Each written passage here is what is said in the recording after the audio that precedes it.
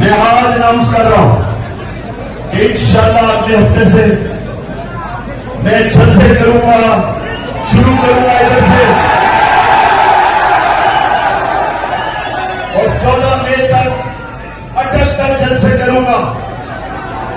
मैं पब्लिक में निकलूंगा, आवाम को तैयार करूंगा और आवाम को तैयार करूंगा कि हम किसी सूरत ये जो 2 गेट लेकर पंजाब में गवर्नमेंट और पख्तूनख्वा में जिनका मुद्दत खत्म हो चुकी है, इनकी कोई कानूनी हैसियत नहीं है, इनका जमात आज बिल्कुल गैर कानूनी है, तो हम डिमांड करेंगे कि हमें इलेक्शन दिए जाए।